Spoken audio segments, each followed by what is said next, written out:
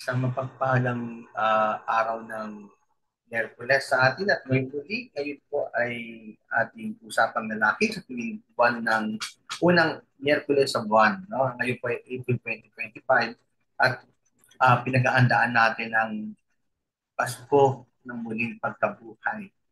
At dahil po ngayon ay nasa season pa rin ng Lent at pinagpapalakas pa rin natin ang ating buhay pananampalataya, pero bahagi po ng ating formation na pagbabahagi ko po ng aking kaalaman tungkol sa religion and our faith per se in relationship sa ating mental health.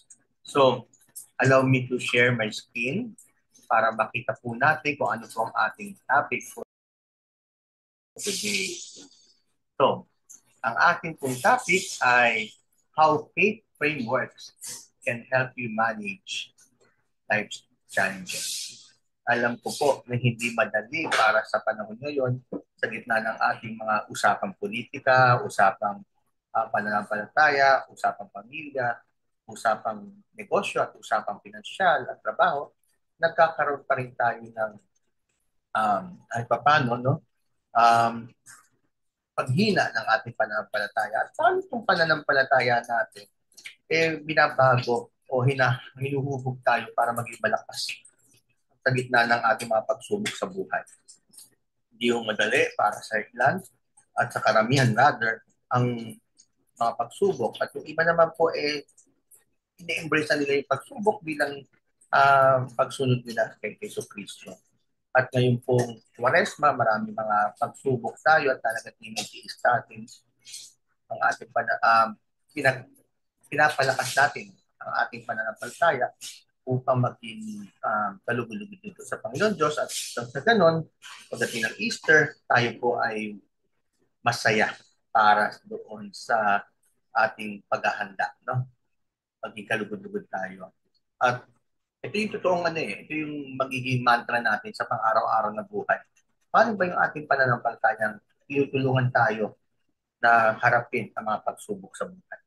At dahil nga po itong usapang lalaki nakadedicate sa ating mahal na patrong si San Jose, nakikita nyo dito, okay, at na bakit aking bagong background, nais kong i-formulate na rin ang devotion kita kay San Jose ng ating pintakasi. Sa mga maraming buwan na nakalipas, nagpapasalamat ako dahil patuloy pa rin tayo doon sa ating monthly formation. Okay po.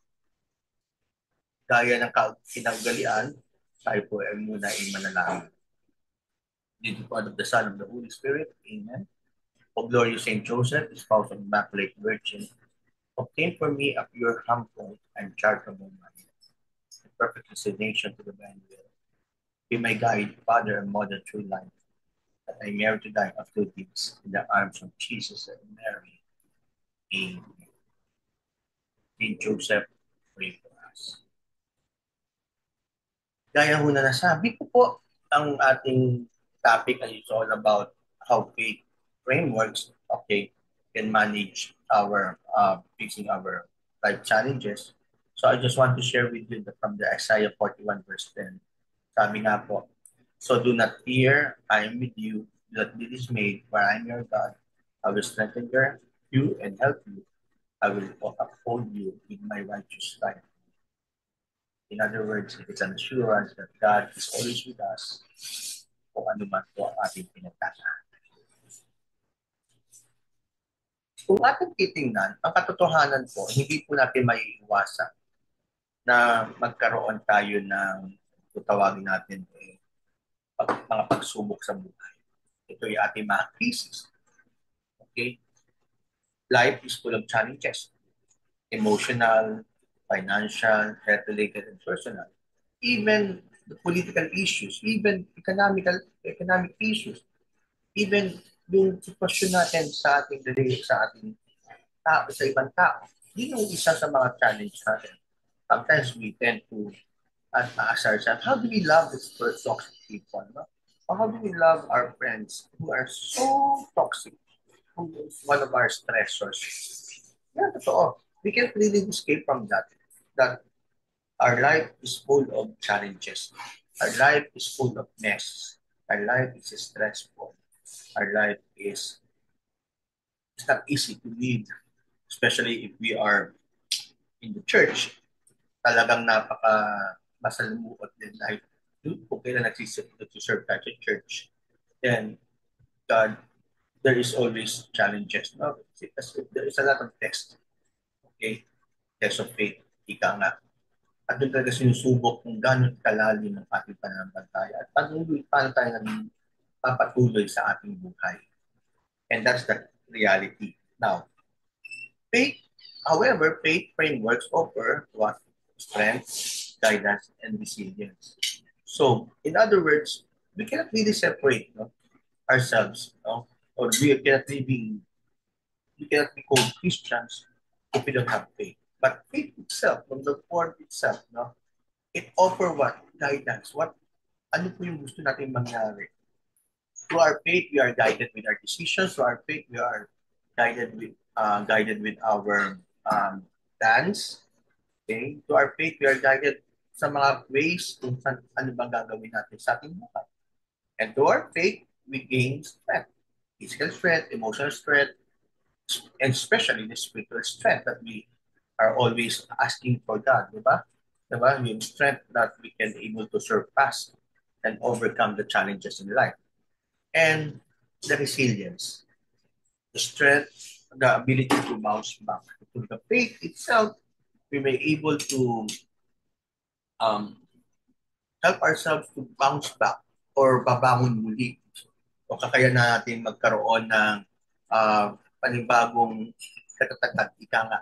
Or sabi na natin katatagan per se doon sa ating life na tinatahak ngayon. At it is not easy for us to to to accept this reality.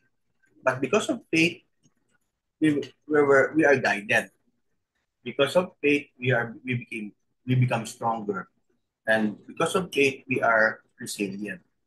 And this is the truth behind science, di ba?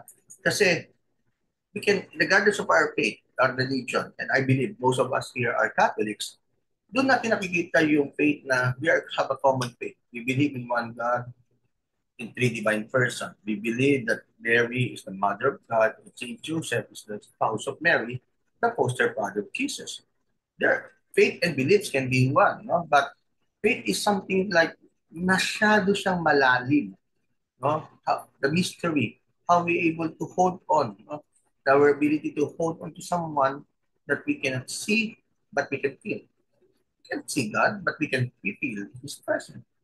So we entrust it. Kaya nga mga Pilipino sinasabi, bahala na. From the word itself, bathala na.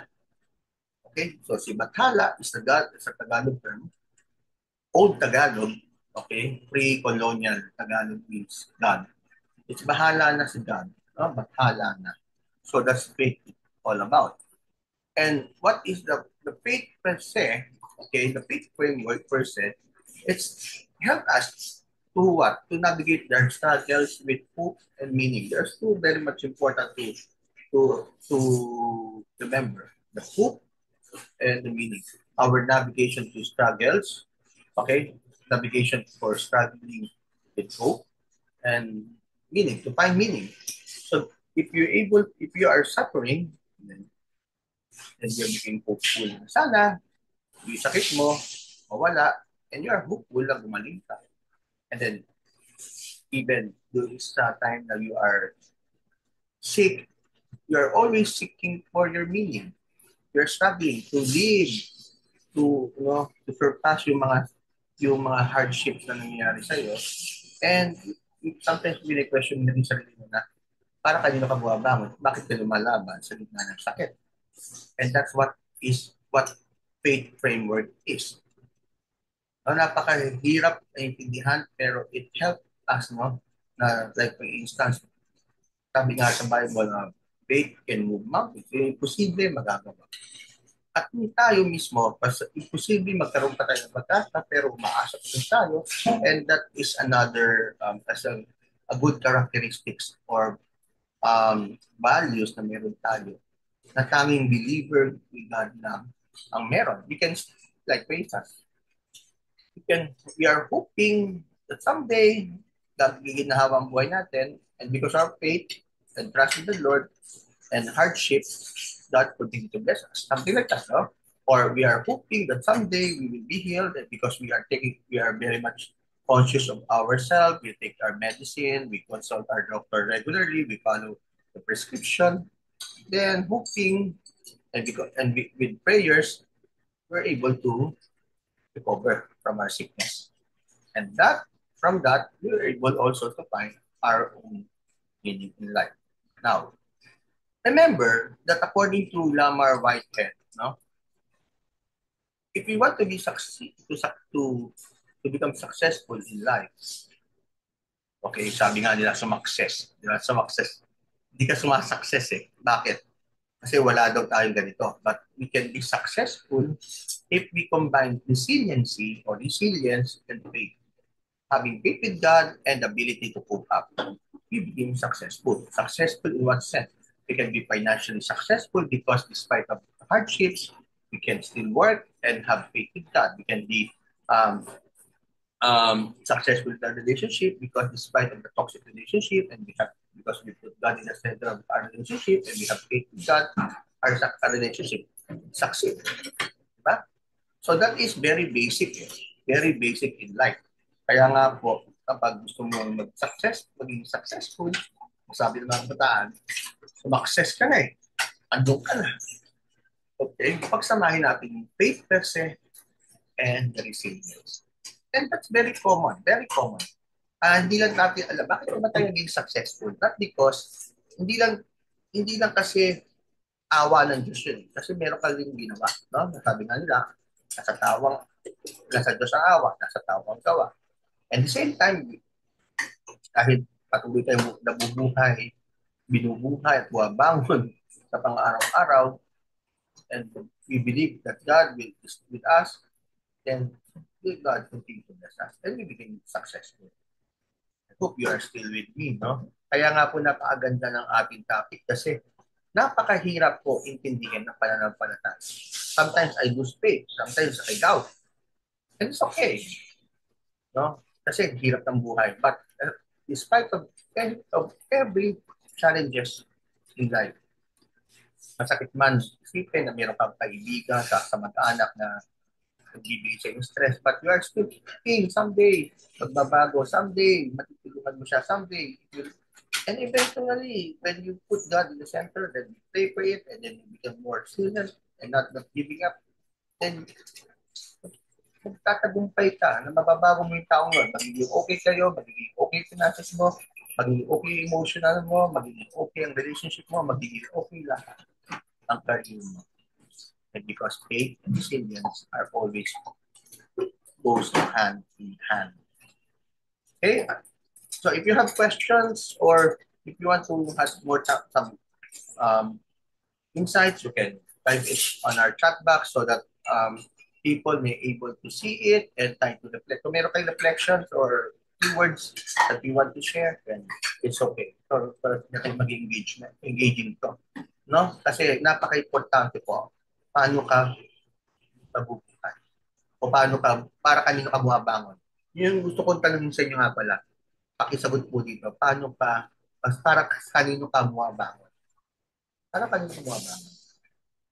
At doon, makikita mo, kapag bumabangon ka araw-araw dahil sa pamilya mo, dahil sa mahal mo sa buhay, at dahil mayroong kang pananampalataya, at sinama mo pa ng pananampalataya sa Diyos, you will able to see, wow. You will able to say, wow. And you will able to see, oh, wow, grabe, galing. And that's the reality. And that is the reality of life. Okay? Now, what is what is? Okay, science says religion and spirituality as important component of men's health and wellness. Analytic review. Tingnan natin yung religion and spirituality. So, sabi dito, yung religion and spirituality, okay, the effects, okay, buffering effects, it decreases confounding risk factors, increases medication adherence and treatment regimen, decreases illness-related stress, increases meaning. Yung preventive effect naman daw ng religion at spirituality, increases health and wellness knowledge and increases resiliency. So maganda naman nangyayari. Pag pinagsama mo yan, yung religion and spirituality, like for instance, my religion is Roman Catholic. My spirituality, okay, is Franciscan. So, I follow Francis. So, pag pinagsama ko yun, okay, it becomes more, has a good effect. And what is the health, positive outcome for this? The social well-being. I'm okay. It improves depressive symptoms. So, kung nalulungkot ako, naging okay din ako. It enhances coping with serious illness and quality of life. Napaka-productive natin. It improves addiction-related behavior. Well, if you have, pag may asawa kayo na mayroong bisyo, siguro pag-evaluate natin pananampalataya sa Diyos, and then comfort during end of life care. But this is the effect of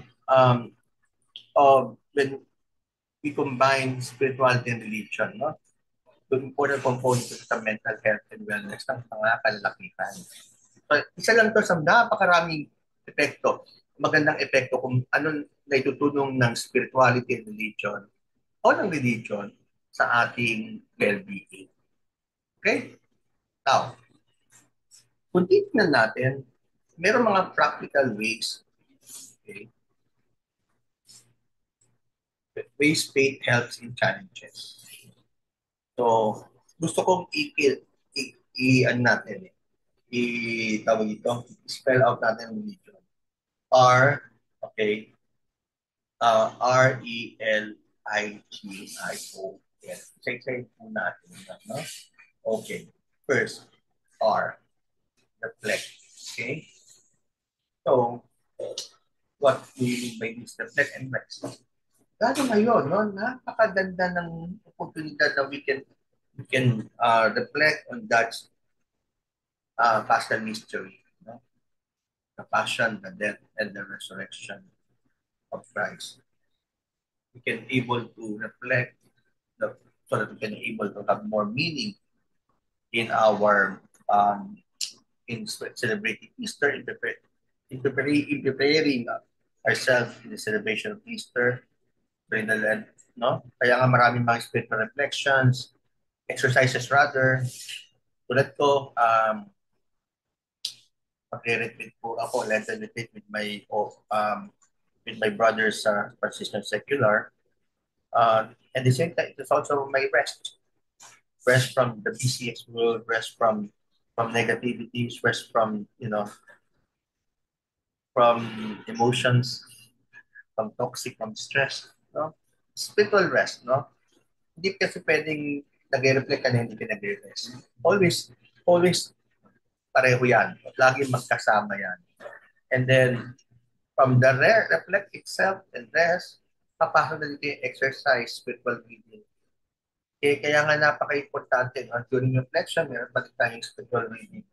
Um, well, dahil because of the age, itong gadget na lang ng cellphone, okay, we can read, we can download the apps, we can share, or we can follow some religious leaders who can give us more insights, reflection, meditations on how we grow faithfully to God, diba? How we're able to live more meaningful with God. It's very good, no? Kaming mga secular brothers, even the religious brothers, meron kaming liturgy of the hour, and then from the liturgy of the hour, meron may readings doon that we supposed to reflect. And then sometimes we do have spiritual exercises like for the Catholic recollections or Divina, Lectio Divina before we retire or during the break. No? Very good. No? Very good to have a spiritual reading exercises. Unfortunately, hindi ako faithful dito. Kasi medyo, minsan sa business, nakakalimutan ko. But, that's one way of big challenge sa akin dahil nakikita ko rin naman yung magandang epekto every time that I do spiritual reading. The third one is love your community to get support. Balik tayo sa community natin. No? For those people who are in the religious, pag nag-burnout tayo, balik lang tayo sa fraternity life natin. Balik lang sa mga may asawa, may pamilya, balik lang tayo sa bahay nyo, sa tahanan nyo, sa mga no? Why? Because yun yung totoo magbibigay sa iyo na like for instance, kapag ako nagkakaroon ng spiritual dryness, okay? I just go home and then talk to my parents, to my loved ones, or I, I, I talk to my brothers in the Franciscan community, you know? Okay? Kasi mas mahal ko sila. Kaya mas minamahal ko yung community para makakuha ko ng support. Kasi, ano yun eh, sinusuklihan ka ng community mo kung anong meron kang in-invest. Love is also investment. No? Tarugtong ito ng immersing with love. No? Kasi, bakit? When you love your community to get support, okay, love your community to get support. Mahalin mo ang iyong komunidad para makakuha ka ng support. Ito naman, then immerse with love. No, mamuhay ka, makipamuhay ka dun sa love na yun, na may pag-ibig. Kasi doon magkaya mo ulit yung iyong pananampalataya para mapaglabanan mo yung mga pagsubok sa buhay. From there, okay, so nagkaroon ka ng reflection, nagkaroon ka ng spiritual reading exercises, nagbalik ka sa community, nakuha ka ng support dahil minahal mo sa community, then you are immersed with love. Then, doon mo kukunin din sa community mo yung moral compass. Get your moral compass. What is your moral compass? As Christian, as Catholic in particular, as secular Franciscan. It's my moral compass. I always I always ask God's forgiveness kung hindi ko man makuha kung hindi ko naaalala yung aking mga moral compass. Minsan naiyak din ako, minsan naiinis ako sa sarili ko, minsan ang daming tukso. At again, at the end of the day, because I'm immersed with love, because I love my community, and it helps me to bounce back again. When you're able to get your moral compass, then it helps you to improve your mental clarity and helps you prayer. Prayer life is the way of life. It's very essential for all of us. Very essential. Bakit? Kasi doon um, sa prayer life, um, nagkakaroon tayo ng mental clarity, can able to decide, discern what is the best for us. Ano yung way to perform well, ways to be healed. At doon sa prayer life, it can be also one of our self-care. It can open, okay, it can let us observe self-care. Prayer can be your self-care. Prayer can be your self-care. And because you have this strong foundation of love, to spirit, and nakuha mo yung love niyo sa community mo, and you are immersed with that, and magandang yung moral compass, and you have a very good prayer life, and prayer life is your self-care, and you're able to rest and reflect. The last thing that we have to remember is never give up. Never give up. Kasi founded na eh. Rooted ka na, grounded. Rooted ka na doon sa pinakamalalim na buhay pananampalataya. It is not easy, but it is, it's a big, it's a good thing that we can ask to God. To God ask this, the ability not of not giving up, but ability to getting up, to get up, bumangon muli. Kaya nga po, minsan, matapating po kayo, hindi ho madali para sa iba, sa akin, yung isa sinusubok tayo, no? We are tested by our faith. Lalo na kapag nakakalimutan natin magdasal, nakakalimutan natin magpahinga, nakakalimutan natin umibig, nakakalimutan natin yung ating moral compass. Because sometimes nawawala yung ating moral compass, yung ating love, at hindi tayo nakakapag-reflect at yung prayer nawawala because mas pinaniniwalaan natin yung hindi tama. Mas gusto natin yung hindi tama. Na sa kalaunan, napapansin natin na marami pa na nawawala. Nawawala yung sabihin natin, wala naman kasi mawawala eh kapag pagkasala tayo.